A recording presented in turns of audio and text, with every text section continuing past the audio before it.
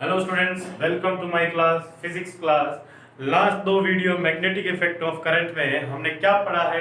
हमने सबसे पहले इंट्रोडक्शन किया था, क्या क्या आता है, कैसे आता है magnetic effect of current, current की वजह से मैग्नेटिक इफेक्ट कैसे आता है, उसके लिए ऑस्टेड एक्सपेरिमेंट किया था हमने। उसके बाद में बायोट सेवर्ट लॉ किया। बायोट सेवर्ट लॉ के बाद में आज हम कंटिन्यू करने वाले हैं magnetic field due to current carrying straight wire. मतलब मान लो कि हमारे करंट कैरिंग स्ट्रेट वायर, देखी होगी वायर जिसमें करंट जाता है, बिजली आती है ना घर में। हाँ, तो वही तार है। उस तार में से, उस वायर में से जब करंट जाता है तो उसके आसपास एक मैग्नेटिक फील्ड आ जाती है। कभी महसूस नहीं की होगी? हाँ, वही मैग्नेटिक फील्ड कितनी होती है और उसकी डायरेक्शन क्या होती है, वही काम आज हम करने वाले हैं। ठीक है, तो देखते हैं कि एक स्ट्रेट वायर की वजह से उसकी सराउंडिंग में मैग्नेटिक फील्ड कितना होगा। तो ये मान लो कि हमारे पास एक स्ट्रेट वायर है, थोड़ा और स्ट्रेट कर देता हूं, ज्यादा खराब हो गया। ये मान लो कि यहां से d डिस्टेंस की दूरी पे, मतलब कि ऊपर वाले पॉइंट का एंगल यहाँ पे है θ1 और यहाँ एंगल है नीचे वाले पॉइंट का इसका θ2 और ये परपेंडिकुलर डिस्टेंस है d। तो इसके लिए मुझे मैग्नेटिक फील्ड निकालना है। क्या निकालना है? मैग्नेटिक फील्ड निकालना है। तो क्या करूंगा, इस पॉइंट पे मैग्नेटिक फील्ड निकालना। तो यहां देखिए, मुझे पता है बायोट सेवर्ट लॉ से जो छोटी सी मैग्नेटिक फील्ड होती है dp μ0 I dl cross r by 4 pi r। क्या यही रिजल्ट था इसका? उसी को अप्लाई। मैं कहता हूं कि छोटा सा एलिमेंट ले लेता हूं भाई, y डिस्टेंस पे जाके ये छोटा सा एलिमेंट dy हमने ले लिया और मान लो कि इसमें करंट तो दिया ही नहीं सर, करंट के बिना मैग्नेटिक फील्ड कहां से आएगी? तो भाई ले लिया है, देख करंट ले लिया। तो इस करंट की वजह से dl वेक्टर की डायरेक्शन यही होगी। बताया था मैंने लास्ट में जब बायोट सेवर्ट लॉ किया था कि मैं dl वेक्टर की डायरेक्शन वही डायरेक्शन लूंगा जो मेरे करंट की डायरेक्शन होगी। तो dl करंट ऊपर की तरफ जा रहा है तो dl की डायरेक्शन ऊपर होगी। इस छोटे से एलिमेंट की वजह से यहाँ पे r डिस्टेंस ही हो गए, r डिस्टेंस, और यहां पे मैग्नेटिक फील्ड निकालना है। तो देखिए इसी को लिखता हूं मैं, dB is equal to μ0 into I into dl into ये वाला डिस्टेंस। ये वाला एंगल कह देता हूं मैं कितना है, θ1 दिया हुआ है, और जो ये मैंने एंगल लिया है यहाँ पे, कितने एंगल पे एलिमेंट लिया है? थीटा एंगल पे एलिमेंट लिया। कितने एंगल पे एलिमेंट लिया? थीटा एंगल पे जाके एक छोटा सा एलिमेंट किया जिसकी लेंथ क्या थी dy। सर यहाँ पे एलिमेंट ही क्यों लिया? भाई एलिमेंट इसलिए लिया कि हर एलिमेंट के लिए ये वाला डिस्टेंस अलग है। ये वाला डिस्टेंस क्या है? अलग है, इसलिए मुझे एंगल लेना पड़ा, एक छोटा सा एलिमेंट लेना पड़ा। उस छोटे से एलिमेंट की वजह से यहाँ पे मैग्नेटिक फील्ड निकालूंगा और ऐसे सभी एलिमेंट्स की मैग्नेटिक फील्ड को क्या कर देंगे हम? ऐड कर देंगे। अच्छा जी, तो सेम काम हमने इलेक्ट्रोस्टैटिक्स में भी किया था। एक स्ट्रेट वायर को हमने यूनिफॉर्मली चार्ज कर दिया था, उसकी वजह से मैंने इलेक्ट्रिक फील्ड निकाली थी। वही काम कर रहे हैं यहाँ पे, हम क्या निकालेंगे? मैग्नेटिक फील्ड निकालेंगे। तो यहां से देखिए कि dB इज इक्वल टू, ये वाला डिस्टेंस कितना होगा? ये परपेंडिकुलर हाइट y है, ये d है, तो ये कितना हो जाएगा? Under root of y square plus d square. So under root of y square plus d square, under root को पावर हाफ कर दो, कर दीजिए। देखिए भाई, ये एंगल थीटा, ये 90, ये कितना? 90 माइनस थीटा, ये वाला एंगल कितना? 90 माइनस थीटा, तो ये एंगल कितना हो जाएगा? ये एंगल हो जाएगा 90 plus theta.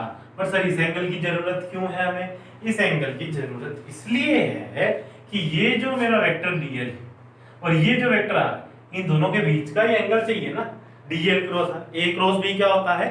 a cross b होता है ab sin theta, where theta is the angle between vector a and vector b।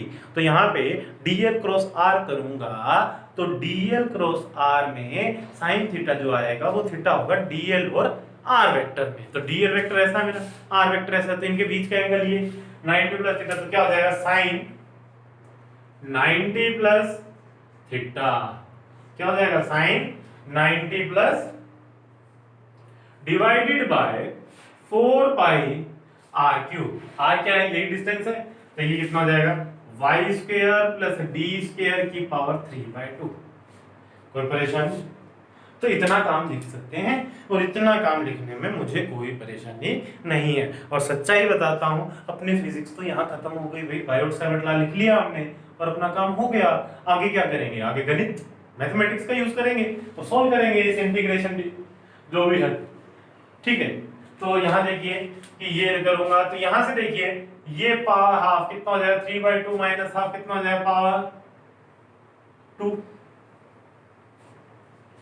आएगा, बनाएगा ये बनाएगा कितना हो जाएगा पावर 3/2 थी, तो ये कैंसिल होके 1 हो जाएगी। कोई परेशानी? क्योंकि सेम पावर होती है डिवाइड में होती है, तो सॉरी बेस सेम होता है तो पावर्स क्या हो जाती हैं, सब्ट्रैक्ट हो जाती है। तो 3/2 माइनस हाफ कितना हो जाएगा 1 बचेगा, तो ये कितना आ जाएगा dB is equal to mu not I dl sine 90 plus theta कितना होता है भाई, साइन 90 प्लस थीटा का जो कन्वर्जन होता है वो होता है cos theta, that is cos theta divided by 4 pi y square plus d square. कोई परेशानी? और इसको हम क्या कर देंगे, इंटीग्रेट कर देंगे। इसको क्या करेंगे, इंटीग्रेट कर देंगे। इसको इंटीग्रेट करेंगे, लिमिट थीटा की कहां से कहां आएगी, नीचे से। तो मैंने एंगल तो यहां से अज्यूम किया सर, तो इसके नीचे वाला एंगल क्या हो जाएगा नेगेटिव, तो माइनस थीटा 2 से थीटा, और कांस्टेंट क्वांटिटीज को मैं बाहर कर लेता हूं। तो net magnetic field is equal to mu not I by 4 pi, theta भी चेंज होगा जैसे ये एलिमेंट चेंज होगा, अच्छा y भी चेंज होगा, तो थीटा और y दोनों वेरिएबल हैं, तो integration of dl cos theta divided bye y square plus d square, ये आ जाएगा। सर एक बात बताइए, जब यही काम हमने इलेक्ट्रोस्टैटिक्स में किया था तो उसके कंपोनेंट्स ब्रेक किए थे, कंपोनेंट ब्रेक किए थे, और एक cos थीटा कंपोनेंट आया था, एक साइन का आया था, दोनों के लिए अलग अलग रिजल्ट लिखे थे, और फाइनल रिजल्ट भी मेरे लिए दो थे, एक पैरेलल टू द वायर और एक परपेंडिकुलर टू द वायर। पर आपने ऐसा काम यहाँ क्यों नहीं किया? समझ पा रहे मैं क्या कहना चाह रहा हूँ? अगर तुमने इलेक्ट्रोस्टैटिक में वो वीडियो देखा है तो तुम्हें समझ में आ जाएगी कि मैं कहना क्या चाहता हूँ। तो यहाँ पे ऐसा काम इसलिए नहीं है कि वहां पे जो ये मेरी वायर थी इस पे पॉजिटिव चार्ज था, इस एलिमेंट के लिए यहाँ पे इलेक्ट्रिक फील्ड इधर आया, इस एलिमेंट के लिए इलेक्ट्रिक फील्ड इधर आया, और दोनों इलेक्ट्रिक फील्ड का डायरेक्शन अलग है। और अगर मैं इसको इंटीग्रेट करता हूं, इंटीग्रेशन सिंपल अलजेब्रा की तरह एडिशन करता है, जो कि ये ध्यान नहीं देता कि ऐड करने वाली क्वांटिटी वेक्टर है या स्केलर है, बट इनका दोनों का एडिशन क्या आएगा, वेक्टर एडिशन होगा। इसलिए मैंने वहां पे कंपोनेंट्स लेके इंटीग्रेट किया था। बट यहाँ पे ऐसा क्यों नहीं कर रहे हैं सर? यहाँ पे इसलिए नहीं कर रहे हैं क्योंकि ये डीएल डायरेक्शन ही है, इसकी डायरेक्शन बताते हैं कि पहले वेक्टर की तरफ हाथ करें, दूसरे वेक्टर की तरफ कर्ल करें फिंगर्स को, thumb will give the direction of resultant vector. तो डीएल वेक्टर की तरफ मेरा ऊपर की तरफ, आर वेक्टर ये है, तो डीएल क्रॉस आर किया तो अंदर की तरफ डायरेक्शन आई, और अंदर की डायरेक्शन को हम किससे रिप्रेजेंट करते हैं, क्रॉस से। अगर यहां पे एलिमेंट लेता हूं तब भी मेरा डीएल डायरेक्शन ये है, आर डायरेक्शन ये है, डीएल क्रॉस आर, डायरेक्शन अब भी अंदर, डायरेक्शन अब भी अंदर, डायरेक्शन अब भी अंदर। यहां से लेके ऊपर तक मैं जितने भी क्रॉस करके देखूंगा सभी की वजह से डायरेक्शन किधर आ रही है, अंदर की तरफ आ रही है, मतलब इनसाइड द बॉर्डर। और अगर तुम नोटबुक में कर रहे हो सोल्व तो इनसाइड द पेपर आएगी, जिसकी वजह से मेरे सभी जो मैग्नेटिक फील्ड है सेम डायरेक्शन में है, तो मैं सिंपल अलजेब्रा की तरह ऐड कर सकता हूं। आई नहीं आई बात समझ में? इसलिए यहाँ पे ऐसा काम नहीं। ठीक है सर, आगे बताइए इंटीग्रेशन कैसे करेंगे। देखिए भाई, मैं क्या करता हूं कि मेरा थीटा भी वेरिएबल है और वाई भी वेरिएबल है, तो दो दो वेरिएबल एक इंटीग्रेशन में मैं इच्छा है तुम्हारी कि अगर तुम खुद से करो तो तुम्हारी इच्छा है, बट मैं तो क्या करता हूँ y और थीटा में एक रिलेशन लिख लेता हूँ, और वो रिलेशन मतलब इनके बीच में एक रिश्ता बना लेता हूँ। इनका रिश्ता क्या है ये कि y is equal to d tan theta. क्या तुम्हें दिखाई दे रहा है? Tan theta is perpendicular by base, तो y by d is equal to tan theta. तो टेन थीटा की वैल्यू कितनी है? y is equal to d tan theta. और इसको डिफरेंशिएट कर देता हूं तो ये कितना आ जाएगा? dy is equal to d tan theta, sorry tan theta का डिफरेंशिएशन होगा secant square theta d theta. क्या ये रिजल्ट आ गया? अच्छा, तो ये क्या किया अभी? dl की जगह हमारा ये एलिमेंट कितना है? dy है, तो इसको मैं dy लिख लेता हूं। dy dy dy dy। कोई परेशानी नहीं? अच्छा, अब dy की वैल्यू तो ये रख दूंगा और y की वैल्यू ये रख दूंगा। रख दूं भाई? रख दो सर, तो रख देते हैं। तो देखिए क्या होगा, dy को क्या लिखूंगा? Mu naught I by 4 pi into dy को लिखूंगा d secant square theta d theta into cos theta divided bye y square. कितना हो जाएगा? यहाँ y स्क्वायर है, y की वैल्यू ये है, तो y स्क्वायर होगा d square ten square theta plus d square. तो ये कितना आ जाएगा भाई? इसको इंटीग्रेशन लगाना ना भूलें, और ये हो जाएगा mu not I by 4 pi integration of d secant square theta d theta cos theta divided by d square को कॉमन लिया, डी स्क्वायर कॉमन लिया, टेन स्क्वायर थीटा प्लस 1 कितना हो जाएगा? Tan square theta plus 1। Tan square theta plus 1 क्या होता है?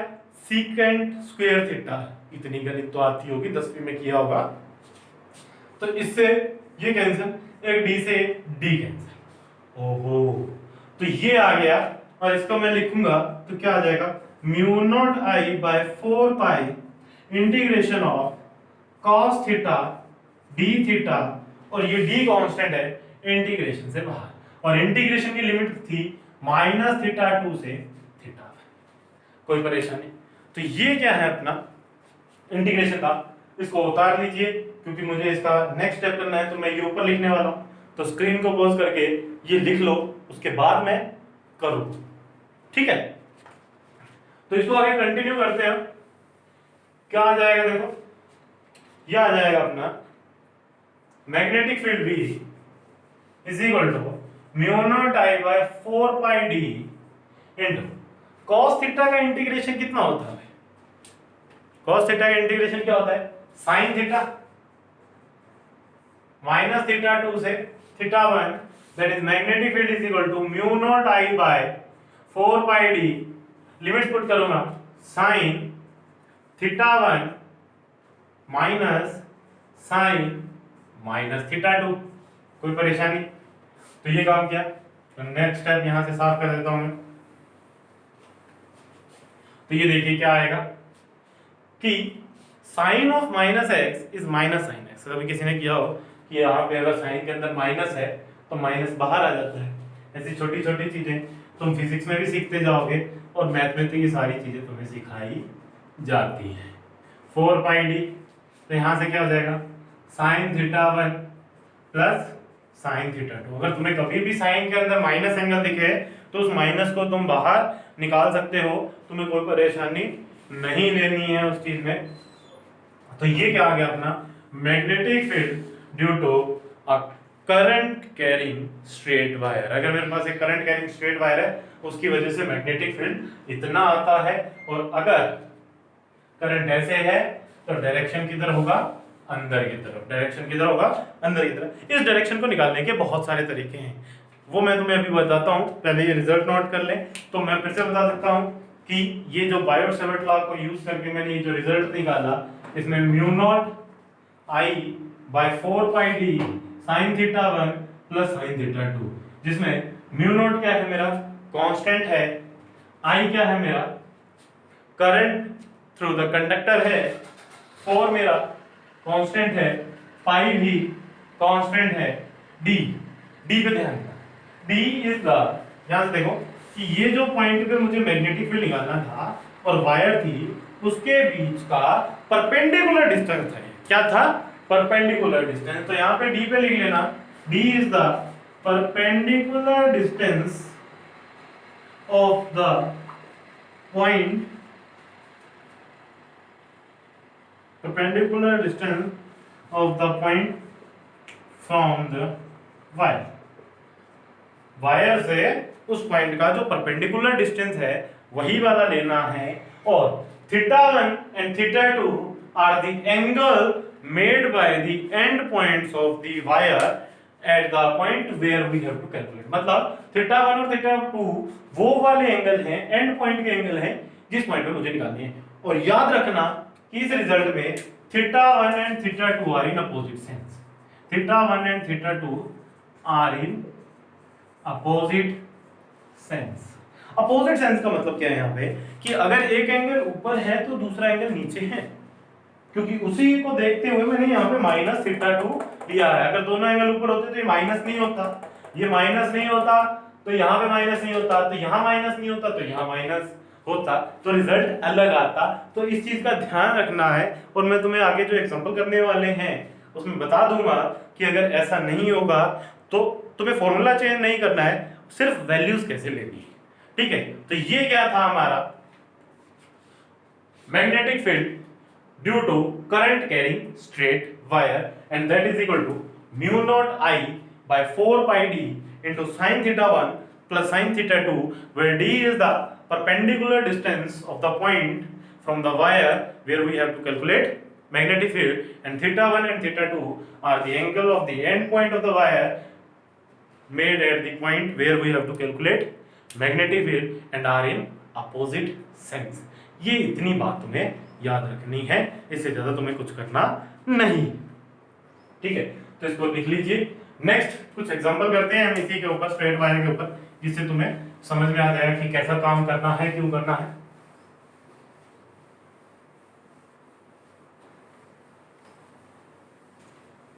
यहां देखो,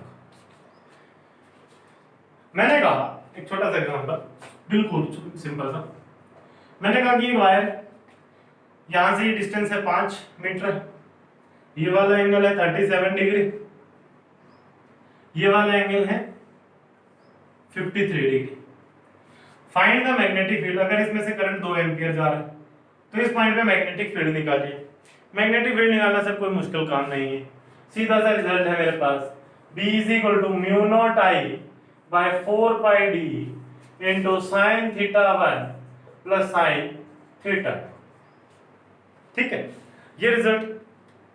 तो जिसमें मैं सीधा मैग्नेटिक फील्ड लिख सकता हूं, B is equal to mu nought, current कितना है भाई 2 एम्पियर है, करंट की value 2 divided by 4 pi into perpendicular distance कितना है 5 इनटू sin θ1 एंड θ2, θ1 एंड θ2 कितना है, θ1 है 53 डिग्री एंड θ2 इज 37 डिग्री, तो sin 53 प्लस sin 37, तो B कितना आ गया मेरा म्यू नॉट, ये 2 कर देता हूं मैं, या नहीं करो तो कोई दिक्कत नहीं है, इसको 2 रहने दो, इसको 4 रहने दो, कितना हो गया 2 mu nought by 20 pi into sin 53 होता है 4 बाय 5 प्लस ये होता है 3 बाय 5। कोई परेशानी वाली बात, कोई दिक्कत? तो ये क्या आ गया मेरा, इसको लिख लो टेस्ला, यूनिट क्या है टेस्ला। तो ये रिजल्ट आ जाएगा मेरा, बड़ा ही सिंपल सा, बड़ा ही आसान सा है, कुछ नहीं करना था सर इसमें, सिंपल फॉर्मूला बेस्ड एग्जांपल था ये। नेक्स्ट एग्जांपल करते हैं, यहां देखो,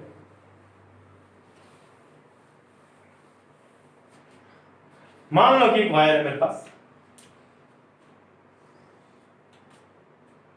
और मुझे इस पॉइंट पे मैग्नेटिक फील्ड लानी है, जिसका ये डिस्टेंस है कितना a,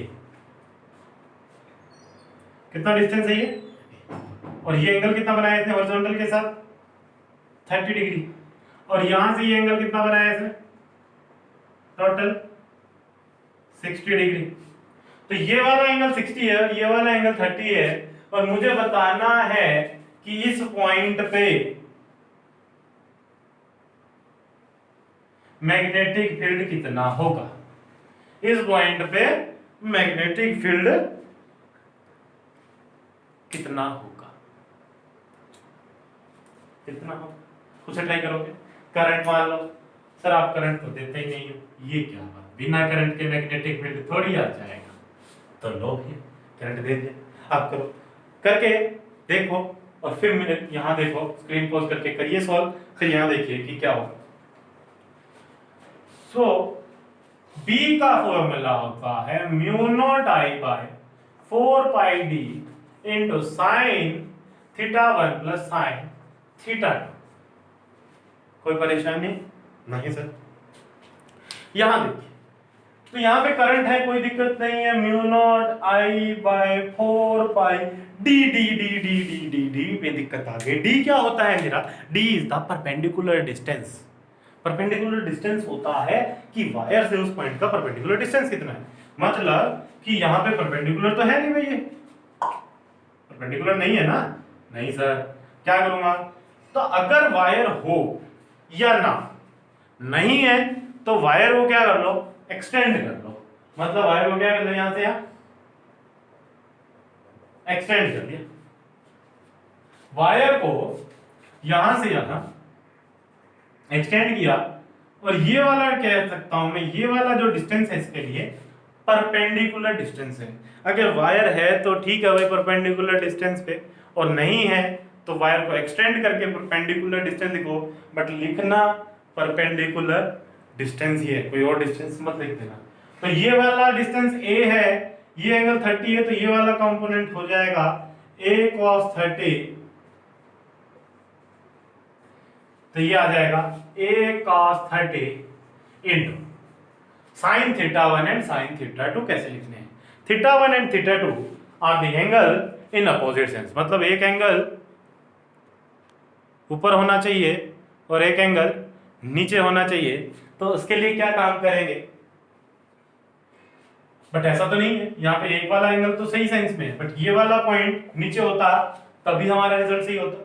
तो गलती किसने की, नीचे वाले ने की, कि वो ऊपर आ गया, तो उसको क्या कर दो, माइनस कर दो, तो मतलब theta 1 is equal to 60 degree and theta 2 is equal to minus, मतलब जिसने गलती की ना भाई, ये तो ऊपर है, ऊपर रह गया, इसको नीचे होना चाहिए था ना परपेंडिकुलर डिस्टेंस से, बट ये नहीं है, तो जिसने गड़बड़ की उसको माइनस कर दो, तो ये क्या आ जाएगा, sine 60 plus sine minus 30 that is equal to mu not I by 4 pi a root 3 by 2 cos 30 is root 3 by 2 into sin 30 is also root 3 by 2 minus बाहर आ जाएगा 1 by 2, तो ये आ जाएगा mu not I by 4 pi a into root 3 minus 1 by root 3, शायद यही आएगा, इसको सोल्व करेंगे।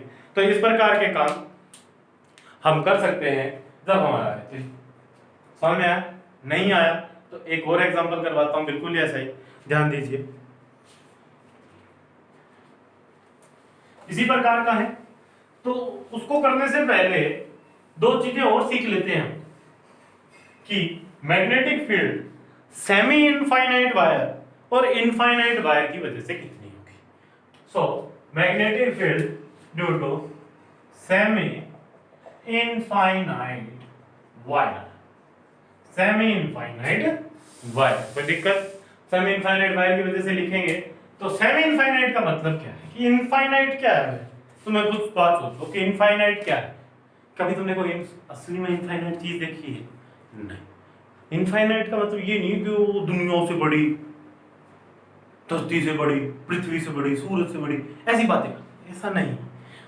तो भाई धरती से बड़ी वायर के लिए मुझे क्या काम करना होगा भाई, क्यों काम करना होगा, सिंपल काम करना है। इसका मतलब क्या है कि इनफाइनाइट का मतलब क्या है कि रिजल्ट उसके बिल्कुल आसपास का लिखेंगे, मतलब जब मैं इसको बिल्कुल इस पॉइंट से देखूंगा तो इस पॉइंट के लिए ये वायर या ये जो मार्कर है ये क्या है, इनफाइनाइट हो जाएगा।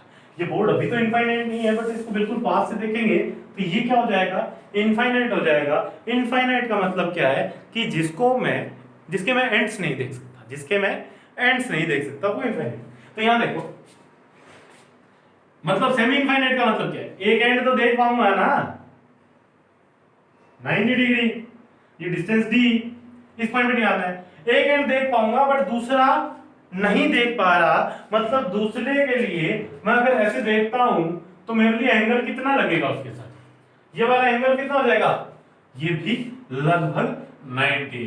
तो theta 1 is equal to 90 and theta 2 is equal to 0। मैं उम्मीद करता हूं कि तुम्हें ये बात समझ में आई होगी कि एक एंगल तो 0 लिया है और दूसरा एंगल 90 क्यों है। 90 इसलिए है क्योंकि मेरे लिए वो पॉइंट इंफिनिटी पे है और इंफिनिटी पे जाऊंगा मैं ये लेके जाऊंगा तो लगभग इसके पैरेलल होगी और ये एंगल मेरा कितना ले लूंगा मैं 90। तो मैग्नेटिक फील्ड कितनी आ जाएगी, mu not I by 4 pi D into sine 90 plus sine 0।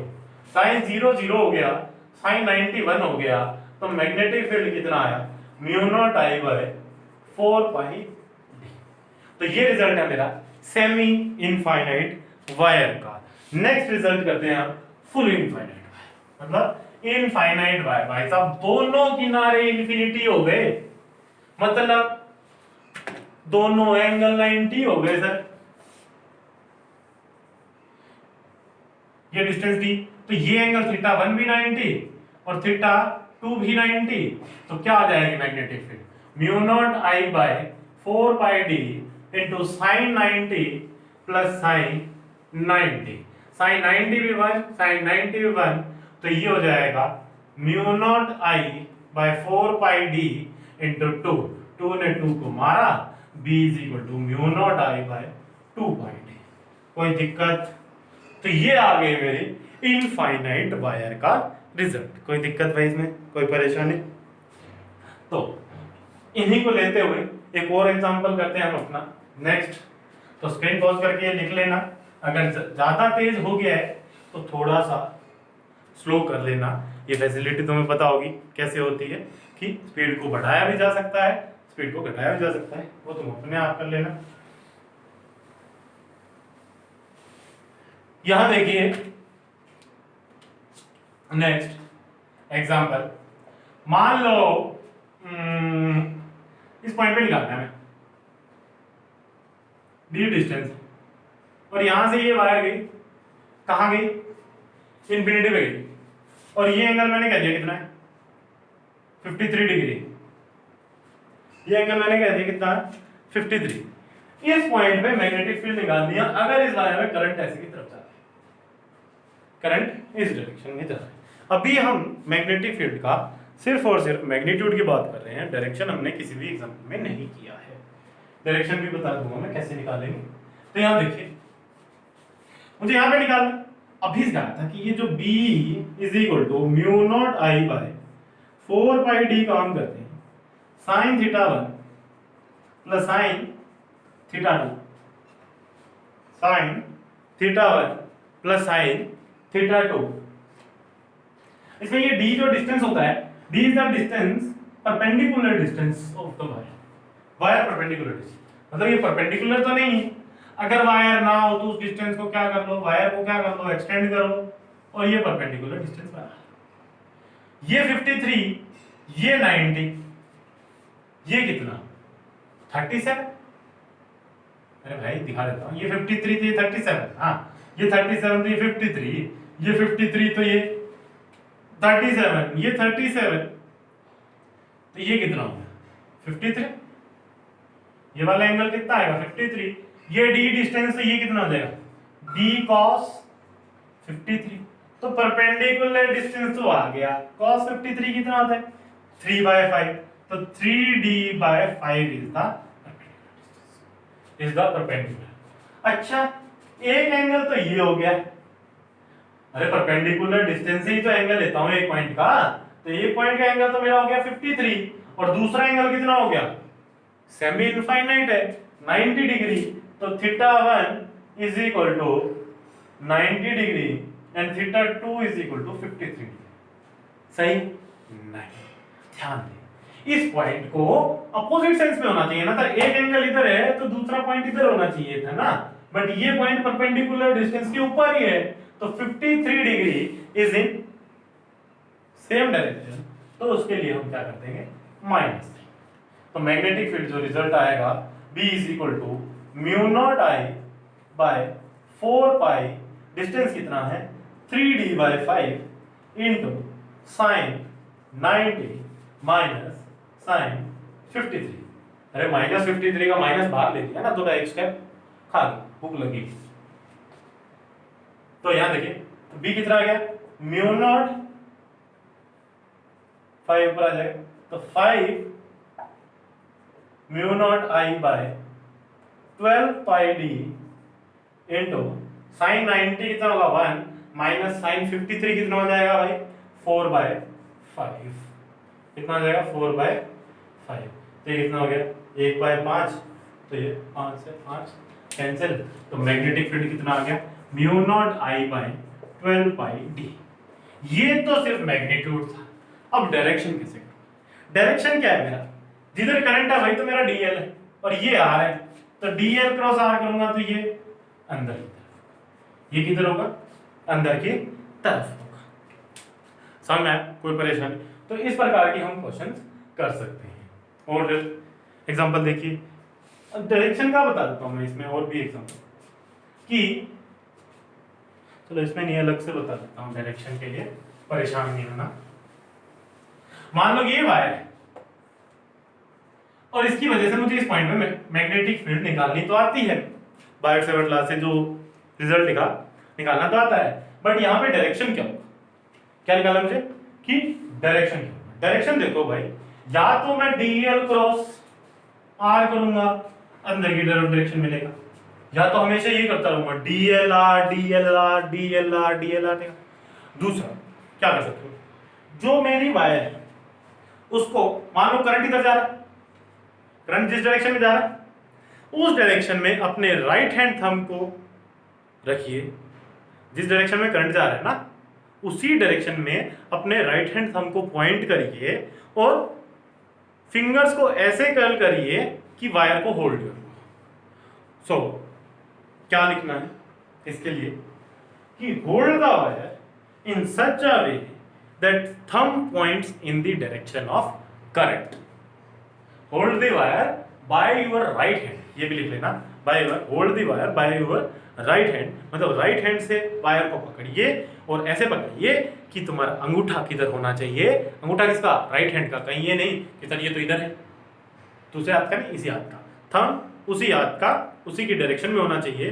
तो ऐसे होल्ड कर लीजिए और जिधर मेरी उंगलियां घूमेंगी, जिस डायरेक्शन में मेरी फिंगर्स रोटेट करेंगी, वही क्या होगा मेरा मैग्नेटिक फील्ड का डायरेक्शन होगा। मतलब इस वायर की वजह से जो मैग्नेटिक फील्ड आएगी वो ऐसे गोल गोल गोल गोल गोल गोल आएगी। मतलब इस पॉइंट पे मैंने अगर इसको ऐसे पकड़ा तो इस पॉइंट पे मैग्नेटिक फील्ड किधर आ रही है, अंदर की तरफ। इधर किधर आएगी, बाहर की तरफ, तो यहाँ पे डॉट बाहर की तरफ। इस प्रकार मैग्नेटिक फील्ड होंगी, इस प्रकार मैग्नेटिक फील्ड होगी। आई बात समझ में? अच्छा, एक और एग्जांपल है, एक और तरीका है कि मान लो कि ये वायर है, इसमें करंट ऐसे जा रहा है, क्या कहा कि जिस भी पॉइंट पे मुझे निकालना है, अपने राइट हैंड को सीधा रखिए ऐसे, जैसे थप्पड़ लगाते हैं ना, अंगूठे को, थंब को करंट की डायरेक्शन में करिए और देखिए तुम्हारा पाम जो ये हथेली जिस तरफ जा रही है उधर ही क्या होगी, मैग्नेटिक फील्ड होगी। मतलब अंगूठे को इधर किया और ये इधर जा रही है तो मैग्नेटिक फील्ड किधर है, अंदर की तरफ। यहाँ की बात करता हूँ, मतलब ऐसे किया, करंट की डायरेक्शन में अंगूठा किया और ये किधर आएगा, बाहर की तरफ आएगी, ये डायरेक्शन बाहर की तरफ है, तो मैग्नेटिक फील्ड बाहर की तरफ। जैसे कि मैंने कहा कि वायर है मेरी, इस पॉइंट पे बताओ भाई करंट अगर ऐसे जा रहा है तो अंदर की तरफ, यहाँ पे बताओ भाई बाहर की तरफ, डॉट बना देंगे। और देख लो एग्जांपल, मैंने कहा कि मेरी वायर है जिसमें करंट अंदर की तरफ जा रहा है, करंट किधर जा रहा है, अंदर की तरफ, और इस पॉइंट पे मुझे क्या चाहिए, मैग्नेटिक फील्ड। तो जिस तरफ करंट जा रहा है उस तरफ अंगूठा रखना है, करंट की तरफ अंगूठा कर दिया अंदर और रेडियस वेक्टर पे उंगलियों कर दिया, किधर जाएगा, इधर जाएगा, मैग्नेटिक फील्ड इस डायरेक्शन में होगा। अच्छा, मैंने कहा कि डॉट करंट ऐसे बाहर की तरफ आ रहा है और इस पॉइंट पे बताइए, तो भाई करंट की तरफ तो अंगूठा रखना ही है और रेडियस वेक्टर की तरफ उंगलियां, तो ये किधर होगा, इस डायरेक्शन में, तो डायरेक्शन मैग्नेटिक फील्ड की इधर आ जाएगी। ये मैग्नेटिक फील्ड की डायरेक्शन है, मैग्नेटिक फील्ड की डायरेक्शन है। अरे भाई इसको 13 मत समझ लेना, ये बी है, ये भी बी है, कहीं सोचो सर ये 13 क्यों लिख दिया। आई बात समझ में? तो इस प्रकार हम डायरेक्शन लिख सकते हैं। तो एक और एग्जांपल करूं, यहां देखो,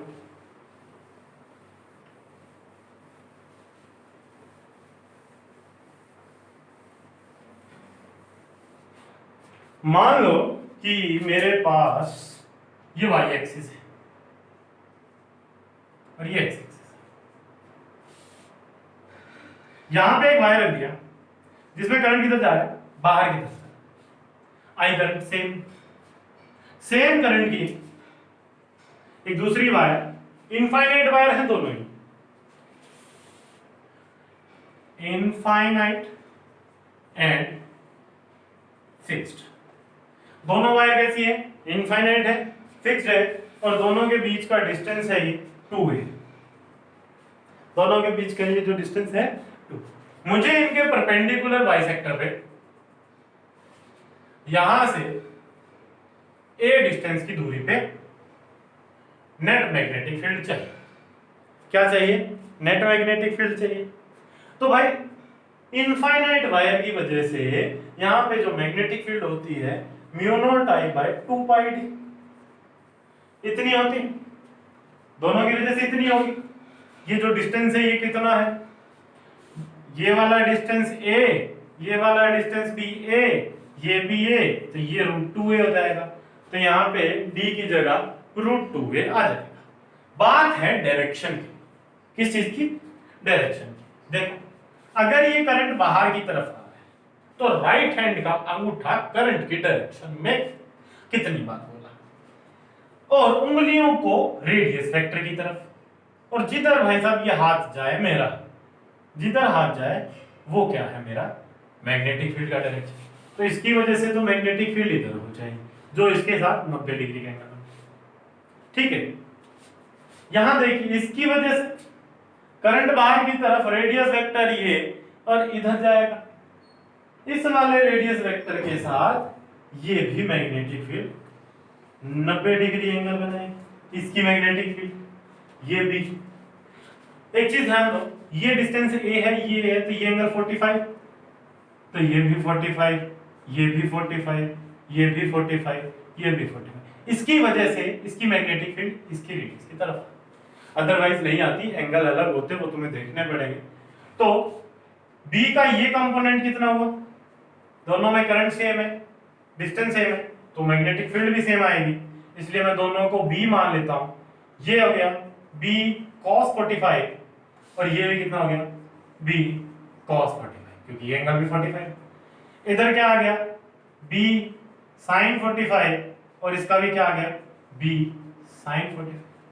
तो नेट मैग्नेटिक फील्ड ये और ये कैंसिल हो गया, B नेट मैग्नेटिक फील्ड कितना आएगा भाई बोलो, अरे कैंसिल हो गया ना, ये अपोजिट डायरेक्शन में सेम मैग्नीट्यूड कैंसिल, और वो कितना हो गया 2 टाइम्स ऑफ B कितना है, इनफाइनाइट की वजह से कितना होता है mu not I by 4 pi, D कितना था √2a इनटू sin 45 कितना होता है 1 बाय √2, 1 बाय √2 कितना हो जाएगा 2 से 2 कैंसिल, तो कितना हो जाएगा म्यू नॉट आई बाय